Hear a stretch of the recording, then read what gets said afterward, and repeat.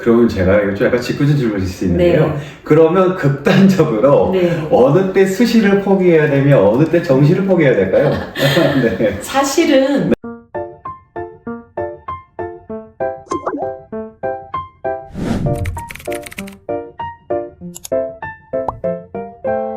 안녕하세요. 예, 코리아 입시 컨설팅의 강영수 컨설턴트입니다. 예, 오늘은 저 혼자가 아닙니다.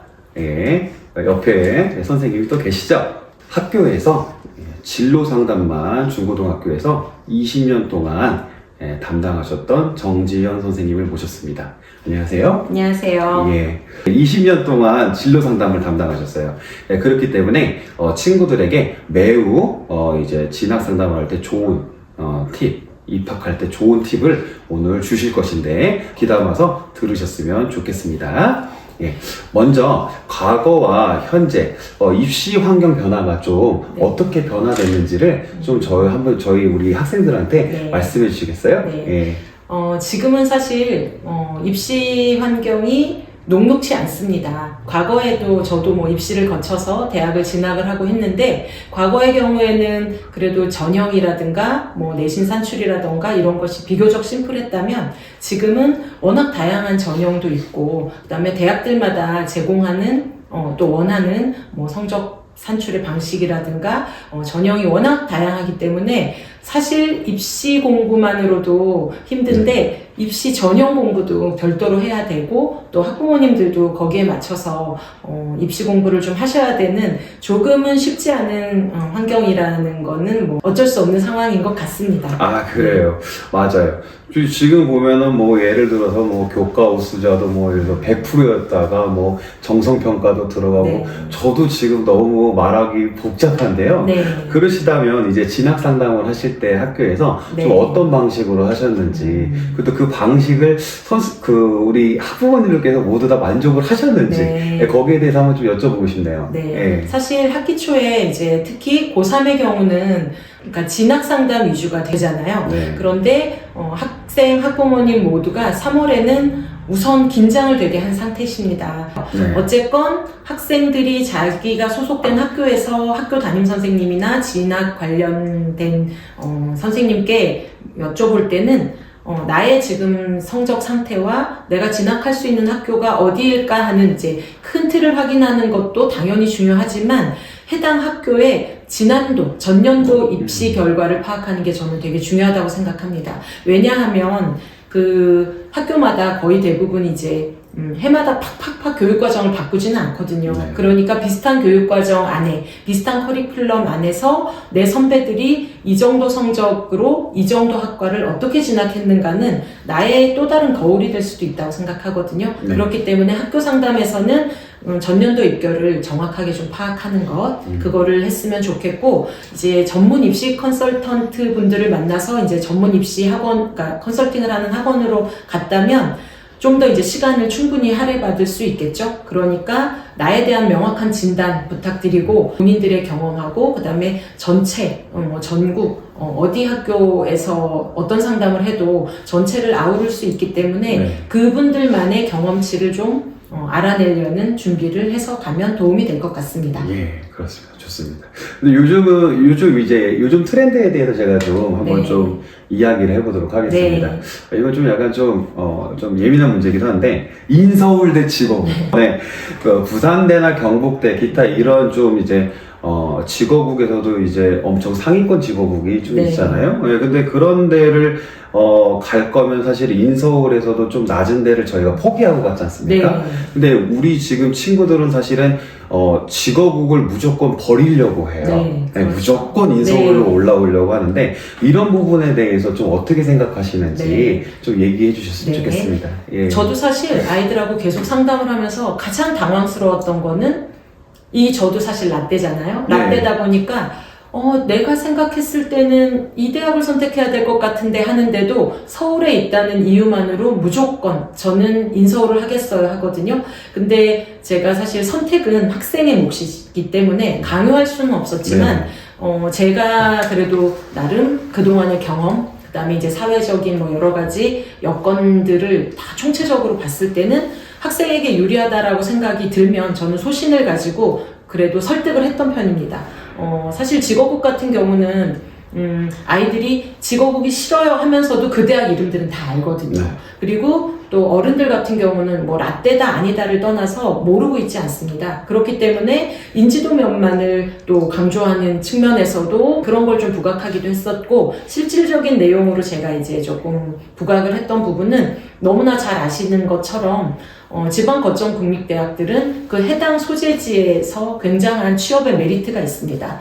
지역 할당이 뭐 30% 최대 있다라는 것도 있고, 그 다음에 실제로 이제 대학 생활을 할 때는 그 직업국 간의 학점 교류라든가 아니면 연구 그 인프라라든가 그 다음에 뭐 또 사실 등록금이 저렴한 부분 여러 가지 지원이 많기 때문에 그걸 굉장히 저는 강조를 했었고요. 그 다음에 사실은 우리가 대학을 가려고 하는 이유도 나중에는 결국에 취업을 해야 되잖아요. 네. 그러니까 취업을 해서 좋은 회사에서 어떤 생활을 하느냐가 이제 삶의 질이 달라지는 걸 텐데, 여러분들이 다 알고 있는 유명한 공기업 같은 경우는 실제로 입사 성적에서 직업국 출신은 다소 조금 성적이 준비되어야 될 그 성적이 좀 낮음에도 불구하고 채용을 했다 하는 사례도 있기 때문에 무작정 인서울이 아니라고 해서 거부하는 것은 저는 조금은 지양하라고 추천을 했습니다. 그래서 근데 아무튼 이제 그 직업국을 가든 네. 인서울의 뭐 상위권 대학을 가든 네. 간에 근데 요즘 이제 보면 학종이 이제 되게 강세잖아요. 네. 그런데 애들이 안타깝게도 예를 들어서 1학년 때는 뭘 할지 모르고 그냥 뭐 이것저것 동아리 들다가 네. 이제 2학년, 3학년 때 점점점 초점이 잡혀서 이렇게 해서 끝맺음 맺는 네. 친구들이 있어요. 그래서 3학년 때 이제 수시 컨설팅을 받으러 오면 불안해해요. 과연 내가 이과 학과를 갈 수 네. 있을까? 내가 진짜 3년 동안 경영, 뭐 3년 동안 환경공학과 이렇게 못했다. 네. 이러면서 막 두려움에 떨거든요. 네, 많죠. 그래서 이런 부분에서 이제 네. 20년 동안 네. 이제 어떻게 보면 학교에서 컨설팅을 하신 거잖아요. 네. 합격 여부나 이런 부분에 대해서 예시나 이런 것들 좀 알려주시면 좋겠어요. 네. 네네네. 그러니까 선생님께서 말씀하신 것처럼 네. 저도 이제 상담을 했을 경우 네. 선생님 저는 생활기록부를 나름대로 챙기려고 챙겼는데 막상 이제 3학년이 돼서 제가 진학하려는 학과가 이제 변경됐어요. 이런 경우도 있고 네. 그 다음에 또 사실은 맞춰서 준비하느라고 했는데 또 미흡했던 경우도 있거든요. 네. 그런데 말씀 주신 것처럼 1학년 때, 2학년 때는 동아리도 그렇고 방향성이 전혀 달랐다가 3학년 때 급격히 선회해서 합격한 사례가 있습니다. 그래도 있습니다. 네. 그러니까 예를 들어서 이제 제가 담임했던 학생인데 그 학생의 경우는 워낙 동물을 좋아해서 유기동물 원래 좋아하기도 했고 사실 동물자원학과나 이런 데에 희망을 했었기 때문에 유기동물 사랑 동아리에서 활동을 정말 열심히 했어요. 1학년, 2학년 내내 열심히 했는데 2학년 말미에 가면서 이제 갑자기 이제 컴퓨터에 조금 더 흥미가 생기면서 그쪽으로 진학을 해야겠다라고 생각을 하고 네. 그 어려움을 이제 저한테 호소를 했었죠. 그런데 그래도 해볼 만큼은 해봐야겠다라는 게 제 소신이었기 때문에 그러면 동아리를 조금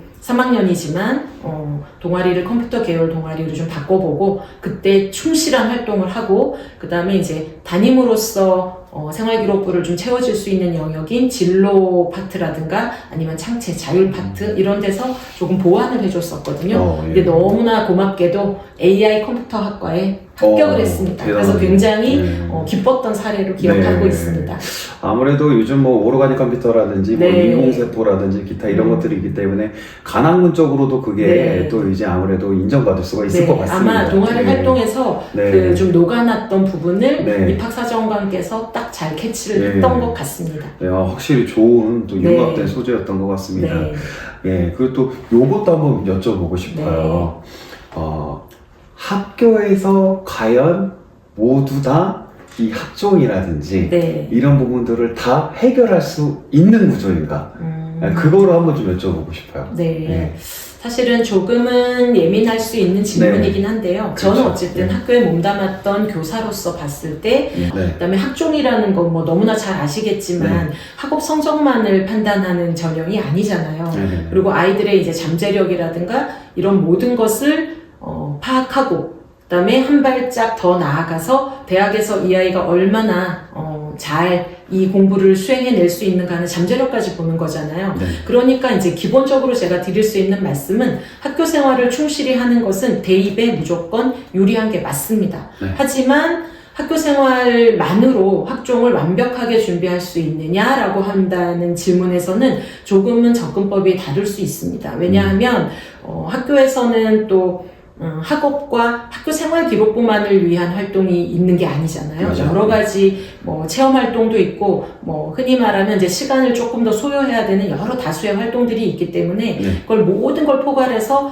잘 챙긴다는 건 사실은 쉽지가 않거든요. 맞아요. 네, 네. 그렇기 때문에 저는 학교 생활을 충실히 하는 건 중요하다. 네. 하지만 본인이 좀 부족한 걸 파악을 하기 위해서는 네. 조금 더 전문적인 어떤 노력이라든가 정보 습득을 위한 어떤 방향 설계라든가 탐색이라든가 그런 게 필요하다고 생각합니다. 예. 그리고 또 이제 마지막으로 좀 여쭤볼게요. 네. 그 수능 준비랑 내신 준비. 그래서 요 두 가지를 하는 거를 아이들이 되게 어려워하거든요. 네, 너무 그래서 어렵죠. 밸런스를 어떻게 맞춰야 이 모든 거를 좀 성공할 네. 수 있을지 한번 좀 여쭤보고 싶습니다. 네. 이 경우는 사실은 1학년 때 제가 1학년을 담임을 하느냐, 3학년을 담임을 하느냐에 따라 좀 나뉠 수 있는데, 네. 저는 그래도 시종일관 끝까지 아이들한테 강조했던 것은 좀 어렵지만 두 마리 토끼는 다 잡아야 된다라고 항상 강조를 했습니다. 네. 내신도 잘 받으면서 모의고사 성적까지 좋아서 수능까지 다 완벽하게 할 수 있으면 얼마나 좋겠어요. 네. 근데 그런 아이들이 놀랍게도 있어요. 그런 아이들이 있기 때문에 제가 그런 사례들을 끊임없이 아이들한테 얘기를 해주는데, 네. 사실은 내신 같은 경우는 그 내신 시험 기간에 밀도 있게 준비를 해야 되는 영역이잖아요. 그렇기 때문에 당연히 너무 교과서적인 얘기지만 학교 수업 너무 중요하죠. 네. 저는 교과서만 갖고 공부했어요 할 만큼 학교 선생님들의 수업을 열심히 듣는 거, 그거는 당연히 기본 베이스로 있어야 되고, 네. 이제 내신 시즌에 맞춰서는 한 3주에서 한 달간은 거기에 집중을 하되, 다만 우리가 수능을 안 볼 수는 없지 않습니까? 맞습니다. 그렇기 네. 때문에 수능에 대한 감각을 잃지 않는 노력이 꼭 필요해요. 그렇기 네. 때문에 내신을 준비하는 과정 중에도 예를 들면 국어 같은 경우 하루에 한 세트 정도, 지문 한 네. 세트, 문제 엮어 있는 거 풀면서 그 감각을 잃지 않도록 유지하는 거. 그러니까 이 균형, 밸런스를 잘 맞추는 게 사실 너무 어렵지만 그래도 끝까지 해야 될 부분이고, 3학년의 경우, 선생님도 너무 잘 아시겠지만 3학년의 경우에도 1학년, 2학년 내신이 전 별론데요. 선생님 저는 그냥 바로 전시로 우회해야 할까요? 아이들이 너무 많이 고민을 하는데, 네. 그럼에도 불구하고 저는 3학년 1학기 내신을 그래도 챙길 수 있을 만큼은 챙겨보아라. 현역이기 때문에, 네. 현역일 경우에는 더욱더 네. 그렇게 얘기를 했었습니다. 네. 그러면 제가 이거 좀 약간 짓궂은 질문일 수 있는데요. 네. 그러면 극단적으로 네. 어느 때 수시를 포기해야 되며 어느 때 정시를 포기해야 될까요? 네. 사실은 네. 이건 제가 맨날 아이들하고 네. 너무 웃으면서 얘기를 했는데, 네. 아이들이 고등학교 1학년 딱 입학해서 중간고사를 보고 바로 수시 포기합니다 라고 아이들은 해요. 네. 특히 또 남학생들은 남자는 정시죠 막 이런 얘기도 하거든요. 네. 그런데 극단적으로 보면 그래도 포기하지 않는 아이들이 좀 더 많고요. 네. 그 다음에 실제로 2학년 1학기 중간고사를 보고 나면 사실은 나는 정시파다, 수시파다가 어느 정도 사실 나뉘었습니다. 학교에서 네. 볼 때는. 네. 그리고 이제 3학년에 진학을 하면 사실 3학년 1학기 성적만 가지고 그 내신을, 그 부족했던 내신을 완벽하게 뒤집기는 힘들기 때문에 3학년이 되면 수시보다는 정시만 할래요 하는 학생의 비중이 확실히 많이 높아졌습니다. 네. 네. 여러분 들으셨죠? 그러니까 물론 비율이나 이런 것들을 지금 따져서 말씀해 주셨지만 정시 파이터, 수시 파이터 이런 생각하지 마시고, 왜냐면 최저학력 기준도 있잖아요, 그죠? 네, 그럼요. 그러니까 정시 당연히 준비해야 되고, 또 혹시 또 모르잖아요. 네. 또 잭팟이 또 터질 수도 있으니까 두 개 다 같이 들고 가셔야 합니다. 그래서 저도 입시 컨설턴트이기 때문에 하나 말씀드리자면, 지난번에 1단계를 합격한 친구가 있었는데, 비록 이제 특별 전형이긴 했지만 고려대학교를 2.5등급으로 1등급 1단계 네. 서류로 패스를 하더라고요. 이런 경우가 만일에 친구들한테 생기면 어떻게 하시겠습니까? 그러니까 우리가 모두 균형 있게 준비하자라는 말씀입니다. 그래서 20년 동안 진로만 하셨어요. 그러면 들어야 돼요, 말아야 돼요? 네, 들어야 돼요. 네, 그러니까 우리가 잘 듣고 열심히, 지금 3월이 지나서 이제 모평 지금 등급도 이제 네. 벌써 다 나왔죠. 네, 그런데 이거에 대해서 좌절하지 마시고, 꾸준하게 학종 서류와, 그리고 또 모평 등급 차근차근 올리시는 여러분들이 되시길 바랍니다. 오늘은 여기까지고요. 나중에 좀 더 좋은 정보로 함께 하도록 하겠습니다. 감사합니다. 감사합니다.